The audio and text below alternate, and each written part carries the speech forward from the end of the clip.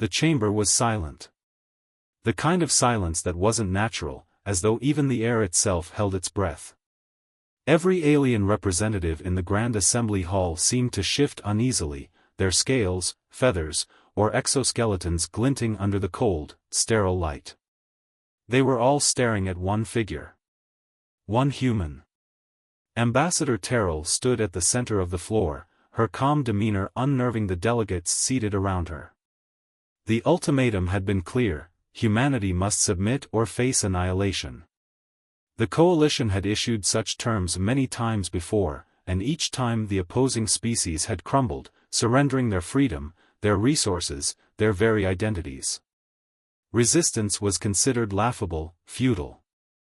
And yet, as the coalition leaders awaited the humans' response, they couldn't help but sense something was off. This human, clad in the standard Earth Diplomatic Corps uniform, didn't cower. She didn't stammer or beg for mercy. Instead, she raised her gaze and looked directly at the presiding counselor.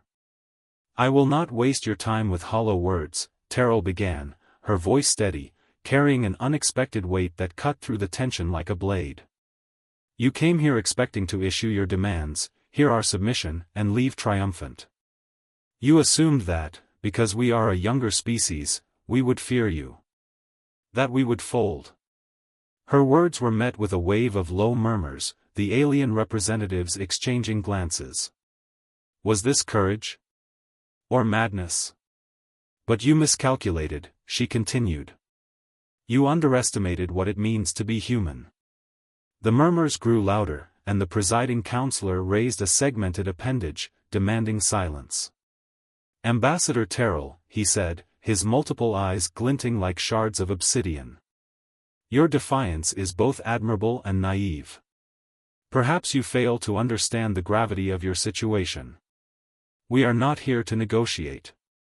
The terms are final. If you do not comply, humanity will be extinguished." Terrell held his gaze, unflinching. "Extinguished," she repeated. "By force? By fear? You misunderstand us entirely. You see, we have faced extinction before. We have faced war, famine, disease, calamities that would have wiped out weaker species. But we're still here. And not because we are the strongest or the most advanced. We're here because, time and again, we have refused to break." Her voice rose slightly, not in volume but in resolve. "You believe our lack of interstellar might makes us vulnerable. That our relative youth among the stars means we are ignorant. But what you fail to grasp is that it's precisely our struggles, our ability to endure, adapt, and overcome, that make us different. We do not fear the end because, for us, every challenge is a beginning." The room was silent once more, but this time it was a heavy, contemplative silence. The aliens who had once smirked or scoffed at the prospect of human resistance now sat motionless, their curiosity, and perhaps unease, growing by the moment. Terrell hadn't raised a weapon or threatened retaliation, yet the weight of her words was palpable. Her reply wasn't an acceptance of defeat. It wasn't even a promise of war. It was something else entirely, something no one in the chamber had expected. And then, she smiled. A quiet, knowing smile that made the coalition counselor shift ever so slightly on his platform. "If you think we're going to lay down and accept our fate," Terrell said, her voice clear and firm, "then you don't know us at all." Years before the confrontation in the Grand Assembly Hall, humanity had barely begun its first tentative steps into the galaxy. Earth's early diplomatic missions were met with polite indifference at best, outright disdain at worst. The advanced civilizations already entrenched in galactic politics viewed humans as quaint newcomers, a species far from ready to contribute anything of value. Earth's representatives worked tirelessly, attending endless negotiations, submitting proposals, and attempting to learn the intricate web of alliances and rivalries that governed the stars. It wasn't that humanity lacked intelligence or creativity, rather, their technology lagged behind, and their understanding of galactic culture was rudimentary. More than that, their refusal to conform to established norms, both in diplomacy and in thought, was viewed as a flaw rather than a strength. Over time, a pattern emerged. Whenever humanity sought to establish trade agreements or propose shared research projects, they were dismissed as too small-scale to matter. When Earth sent diplomats to observe coalition proceedings, they were allowed entry only as a courtesy, never truly included in the discussions. The message was clear: humanity's role in the galaxy was to remain silent, compliant, and uninvolved. For a while, humanity did exactly that. They listened. They learned. And, quietly, they grew stronger. On Earth, scientific communities pooled their efforts into a united mission, to bridge the technological gap as swiftly and effectively as possible. Though humanity's starships were still limited in range and firepower, their engineers had begun to develop unique solutions, advances in energy efficiency, breakthroughs in material sciences, and innovations in communication that allowed for real-time exchanges across light years. These weren't the awe-inspiring dreadnoughts or sprawling fleets that the coalition boasted, but they were subtle, deliberate steps forward. Even more crucial than their technological advances was humanity's growing understanding of itself. Without the weight of galactic expectations to constrain them, humans approached the stars on their own terms. They held on to their cultural diversity, their willingness to experiment, and their unique ability to adapt under pressure. While the coalition races prided themselves on rigid hierarchies and millennia-old traditions, humanity reveled in its capacity to think differently. Yet this self-reliance and independence earned them no favor with the coalition. Instead, it led to resentment. As humanity began to establish a modest but stable presence among the stars, some coalition leaders started viewing Earth as a potential nuisance. No longer were humans merely irrelevant newcomers, they were becoming unpredictable, a wild card that refused to fit into the galactic order. When human colonies on the fringes of coalition-controlled space began to prosper, the resentment turned into active hostility. The coalition accused Earth of violating long-standing territorial agreements humanity had never been allowed to review or sign. Slowly but surely, the accusations built up, and the coalition used these pretexts to tighten their control over human trade routes and resources. Earth protested diplomatically but never with force. The moment of reckoning came when the coalition delivered its ultimatum. Comply, pay reparations, and submit to oversight, or face destruction. The coalition believed this would end the matter quickly. They had, after all, subdued far more advanced species in the past. What they didn't realize was that humanity had been waiting for this moment. Quietly, patiently, Earth had prepared not just its technology, but its mindset. It was never about building the biggest fleet or constructing the largest weapon. Humanity's true strength was something far more difficult to quantify: its resilience, its creativity, and, above all, its ability to unite under pressure. And so, when Ambassador Terrell rose to respond in that silent chamber, she wasn't just speaking for herself or for the Earth's diplomats. She was voicing the culmination of years of preparation and quiet determination. The ultimatum had been issued in stark, unequivocal terms. Humanity was to halt all exploration and expansion beyond their home system. The existing colonies, those fragile outposts eking out survival in uncharted territories, were to be abandoned. Every space station, mining operation, and research outpost beyond Earth's orbit was to be shut down within a galactic cycle. Furthermore, humanity was to pay reparations, enormous sums of precious metals, exotic materials, and energy quotas, enough to cripple their already strained economy. And finally, Earth itself was to be placed under the coalition's direct supervision, subject to their laws, their taxes, their oversight. In other words, humanity was to forfeit its autonomy entirely. Resistance would not be tolerated. The terms were delivered with an air of disdain. The coalition envoy who presented them, a tall, insectoid figure whose chitinous body glinted in the artificial light, spoke with a clipped, almost bored tone, as if reading from a script he'd recited countless times before. Ambassador Terrell didn't answer the counselor immediately. Instead, she let the silence hang in the air, long enough for even the most indifferent of delegates to shift uncomfortably in their seats.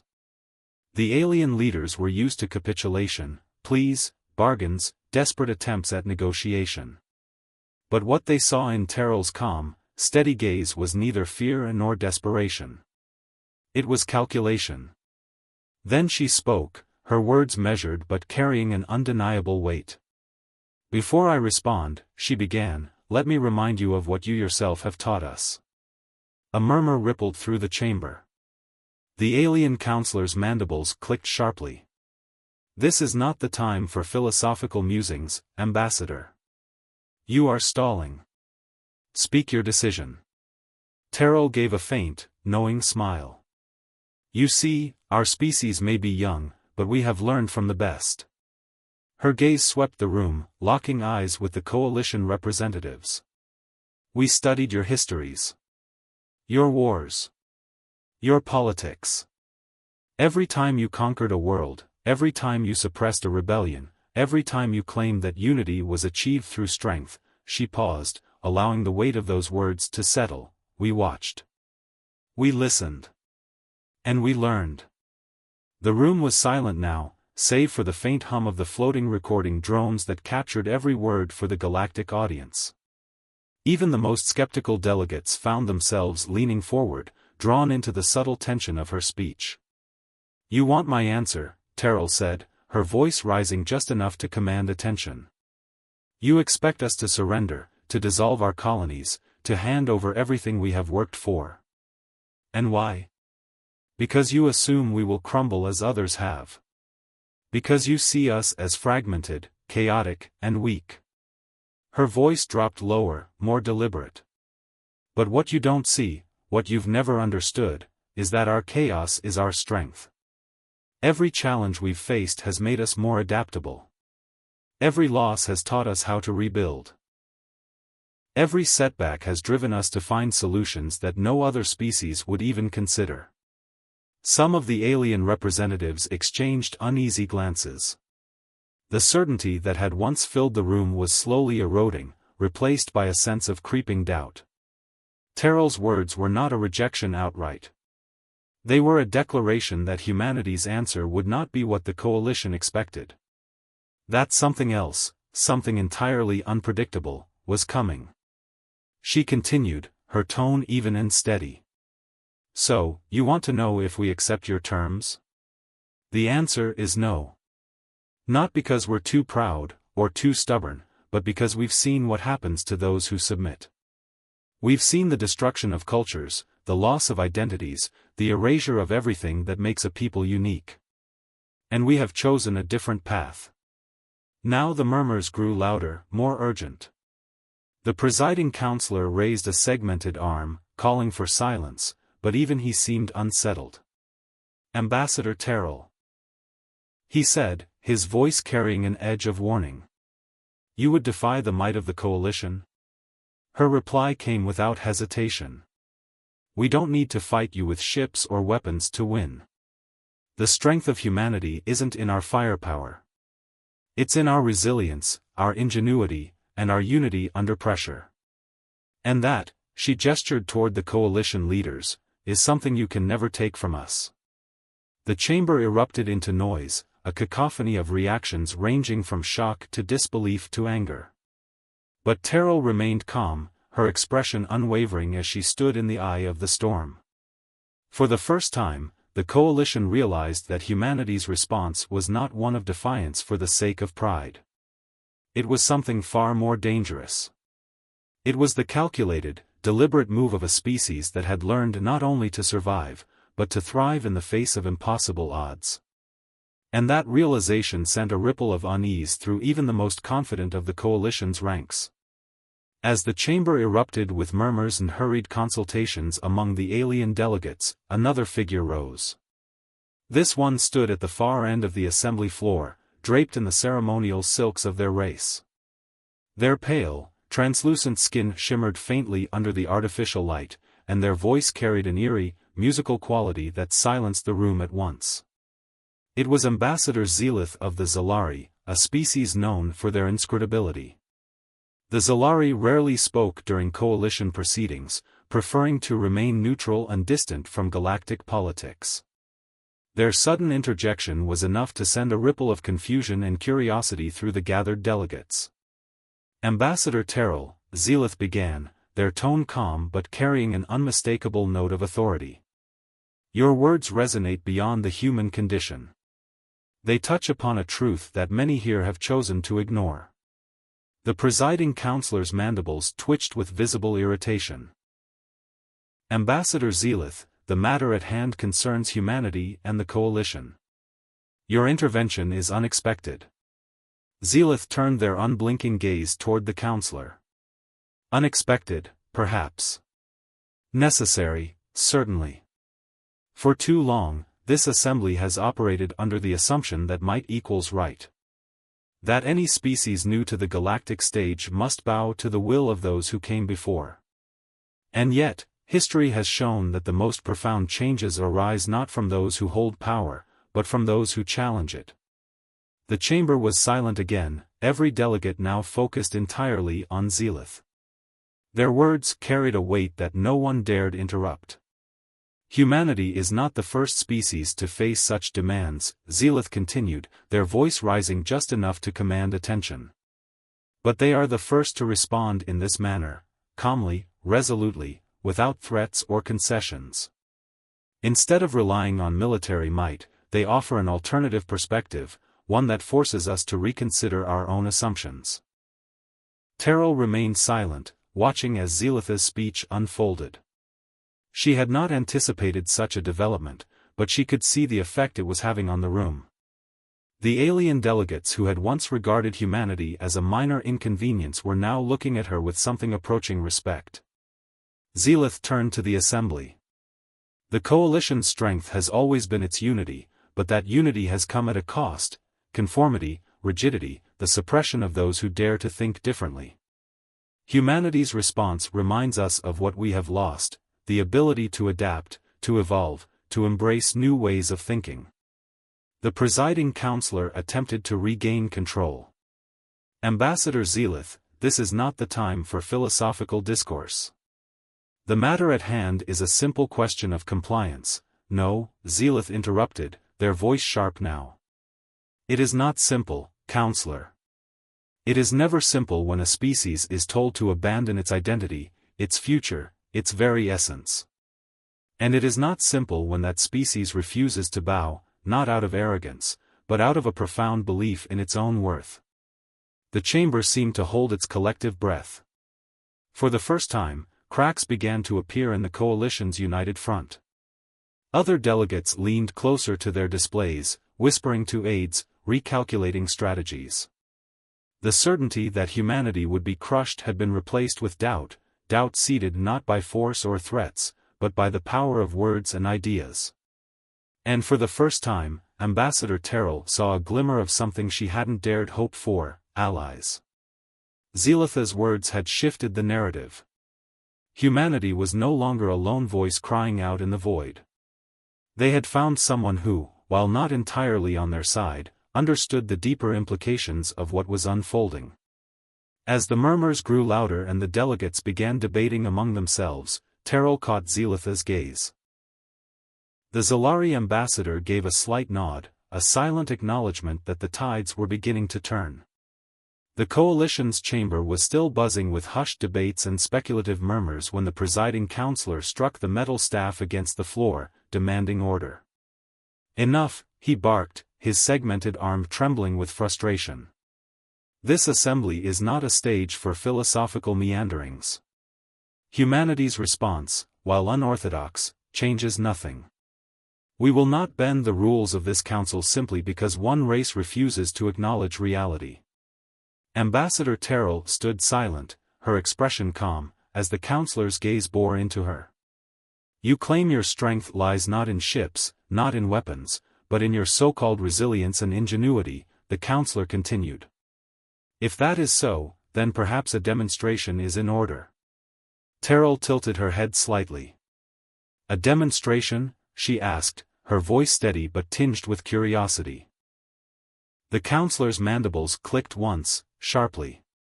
A trial. One that will determine if humanity's ingenuity truly rivals that of the Coalition's finest minds. If you pass, the Council may consider revisiting its demands. Fail, and the original terms will remain, and any further defiance will be met with swift and final action. The chamber filled with low murmurs again. Some delegates exchanged skeptical glances, while others seemed intrigued by the unexpected turn of events. It was rare for the Coalition to offer any species the opportunity to prove themselves. Many assumed it was a ploy, a way to corner humanity into inevitable failure while maintaining the facade of fairness. Terrell, however, did not hesitate. What would this trial entail? She asked, meeting the counselor's many eyes without flinching. A strategic challenge, the counselor said, his tone deliberate. You will face a series of tactical scenarios against our most skilled analysts. It will test your problem-solving abilities, your adaptability, and, if you are as resourceful as you claim, your ability to think beyond the constraints of conventional strategy. The Zalari ambassador, Zelith, spoke up then, their voice calm yet firm. A fair trial, I presume, counselor? No predetermined outcomes, no hidden advantages. The counselor turned toward Zelith, his irritation barely concealed. Of course. The trial will be conducted according to the established protocols. Neutral observers will ensure that the process is beyond reproach. Terrell's lips curved into a faint smile. Very well. If this trial will allow humanity's voice to be heard, we accept. Zelitha's translucent eyes seemed to glimmer, though their expression remained unreadable. Then let it be known, they said softly, that the Zalari will observe this trial, and we will ensure that the outcome is determined by merit, not bias. The counselor's mandibles twitched in annoyance, but he made no attempt to counter Zelitha's statement. Instead, he struck the staff again, signaling the start of preparations. You will have one galactic cycle to prepare, he said, his tone clipped. The scenarios will be presented in neutral space, under strict oversight. Assemble your team, Ambassador Terrell, and prove to us that humanity's ingenuity is more than empty rhetoric. Terrell gave a slight bow, her confidence unwavering. We look forward to it. As the delegates began to file out of the chamber, the buzz of conversation grew louder. Speculation was rampant. Could humanity possibly stand against the Coalition's finest tacticians? Many believed it was a futile effort, a final act of defiance before inevitable subjugation. Others, however, had begun to wonder. Perhaps there was more to these humans than they had assumed. After all, they had not cowered. They had not capitulated. And now, they had a chance, however slim, to prove themselves. For Terrell and her team, the challenge ahead was monumental. But as they left the chamber, she couldn't help but feel a quiet resolve settle over her. This trial, while imposed by the Coalition, was exactly what humanity had been waiting for, a chance to show the galaxy what they were truly capable of. In the weeks leading up to the trial, the Coalition's tactical analysts worked tirelessly, crafting complex scenarios designed to showcase their superior strategies. These scenarios weren't just puzzles, they were layered, multifaceted challenges that tested every facet of planning, coordination, and adaptability. In their minds, humanity didn't stand a chance. No species had ever won such a trial against the Coalition's finest minds. Yet humanity's team approached the trial differently. They didn't rely solely on one leader or a rigid hierarchy. Instead, they drew on the collective strength of diverse perspectives. Engineers, diplomats, soldiers, and scientists worked side by side, challenging each other's assumptions, thinking outside of conventional boundaries. Their approach was messy, unorthodox, and, above all, unpredictable. When the trial began, the observers were struck by the contrast between the two sides. The coalition's team moved with precision, each action coordinated and efficient. Humanity's team, however, appeared almost chaotic. They debated openly, adjusted strategies on the fly, and occasionally even scrapped entire plans midway through a scenario. At first, this approach seemed like a disadvantage. In the initial round, the coalition's analysts appeared to have the upper hand. They executed their plans with flawless timing, achieving early objectives faster than humanity's team. The Galactic audience, watching through the neutral overseer's broadcasts, started to feel vindicated. Perhaps the humans were out of their depth after all. But then something unexpected happened.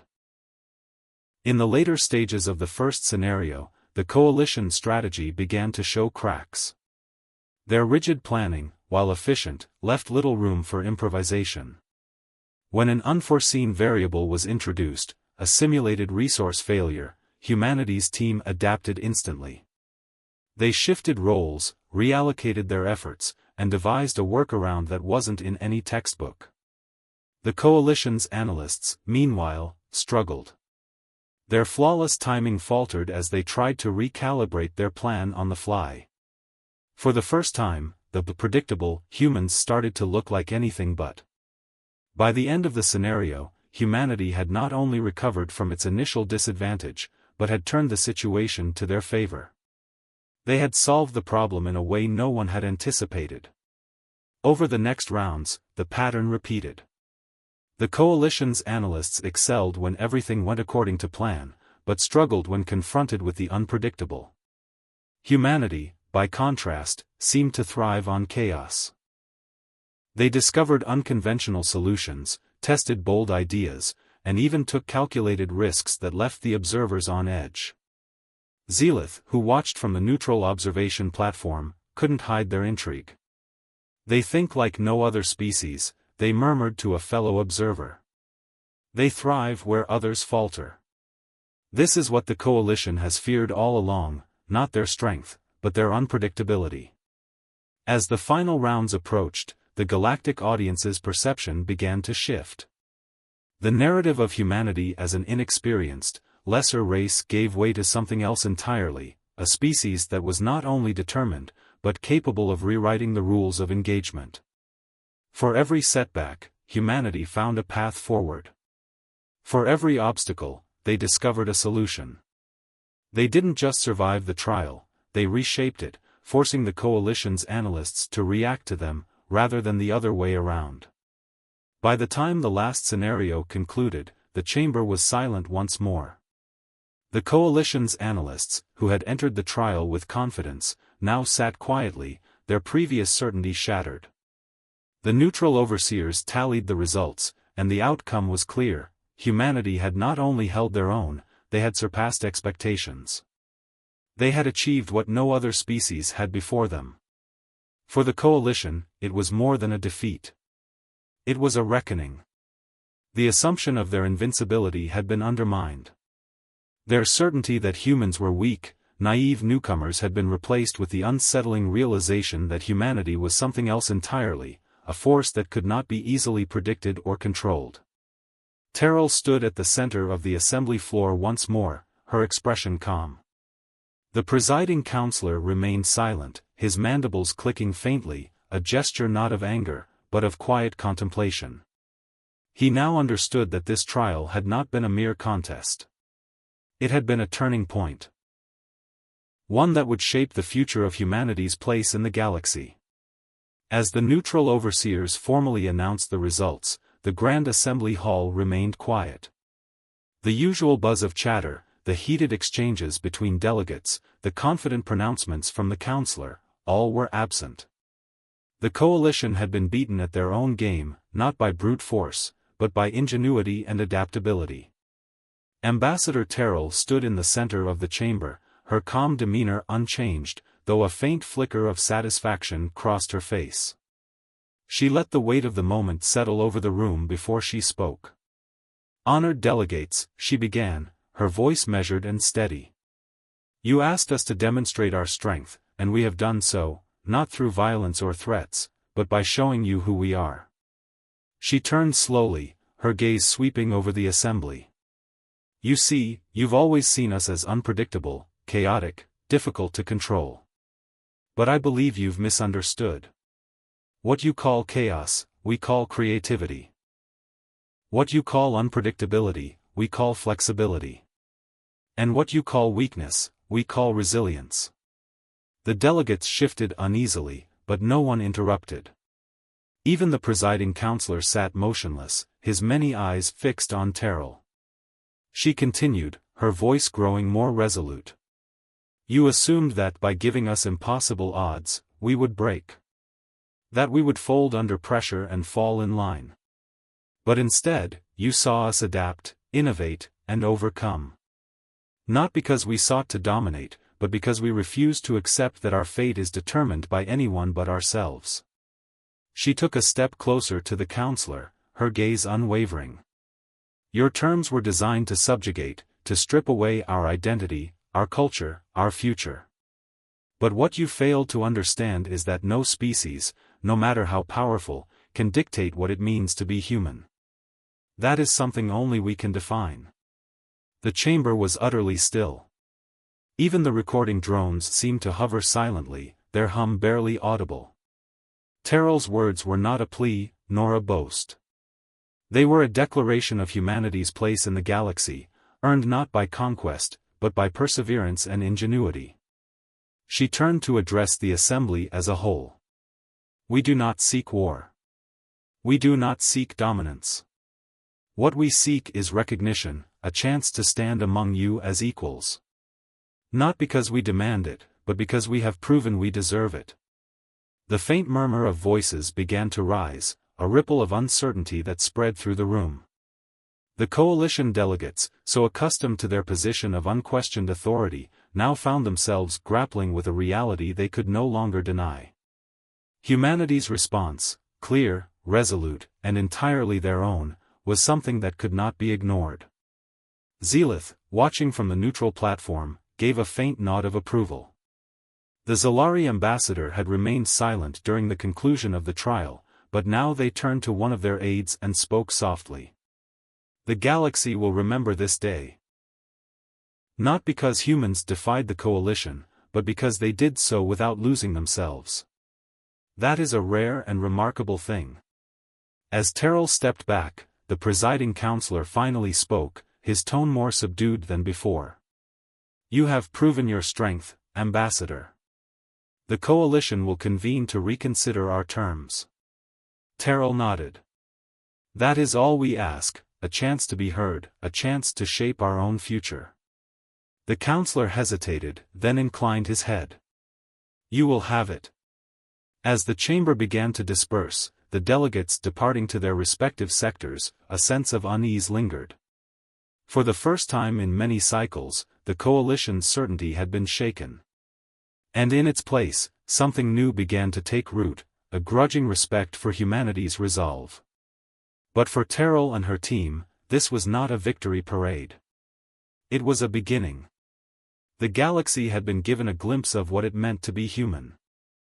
And now, the real challenge lay ahead, building a future where that vision could thrive. The Grand Assembly Hall was empty now, its vast chamber silent except for the faint hum of maintenance drones flitting about their routine tasks. Ambassador Terrell stood on the observation deck overlooking the alien capital city. The bustling metropolis below shimmered with neon hues, its towers piercing the dense, cobalt sky. But her thoughts were far from the grandeur before her. They were back on Earth, and on the lessons that had brought her species to this moment. Zelith approached silently, their translucent figure refracted by the faint glow of the observation deck's safety lights. You've won them over, the Zalari ambassador said, their voice soft yet resonant. Or, if not won them, at least opened their eyes. Not many have done that. Terrell's gaze remained fixed on the city below. We didn't win anything, Zelith. Not really. The coalition still sees us as an anomaly, a species that's dangerous because we don't fit their mold. This was only the first step. Zelith tilted their head slightly. And yet, it was a step no one else had the courage to take. You offered no threats, no grand displays of power. Just words. Words that carried more weight than an armada. Terrell finally turned to face them. What we offered was something more. A choice. We could have bowed our heads and accepted their terms, lived as a subjugated people. Or we could have lashed out, burned everything down in defiance, and proven their fears right. Instead, we chose a third path, to show them that strength isn't just about power. It's about resilience. About refusing to let others define who we are. Zelitha's eyes gleamed faintly, their expression unreadable. They expected submission or violence. You gave them neither. And now, they'll have to reconsider their approach to more than just humanity. A faint smile touched Terrell's lips. That's the hope. If we can get even a few of them to see that the galaxy isn't just about the strong imposing their will on the weak, that it can be about mutual respect, about growth, then maybe we've started something larger than ourselves. Zelith remained silent for a moment, as if weighing their words carefully. You understand that they'll still fear you, don't you? Even after all this. Fear doesn't vanish so easily. Terrell nodded. Fear is natural. It's how we respond to it that matters. Humans have lived with fear for as long as we've existed, fear of the unknown, of failure, of extinction. But every time, we've faced it head-on. Not always gracefully, not always without mistakes, but always moving forward. She turned back to the city, watching as the lights pulsed in rhythmic patterns, a sign of the alien world's life and energy. Maybe that's the lesson, she said quietly.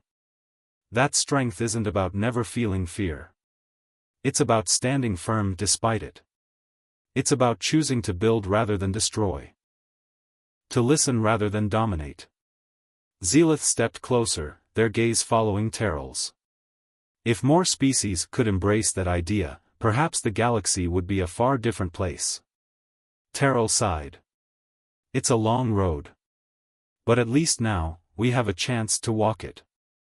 As the first light of the alien world's distant star began to crest the horizon, Terrell felt a sense of cautious optimism. Humanity's reply had been more than words, it had been a statement of identity, of values, of what it meant to be human.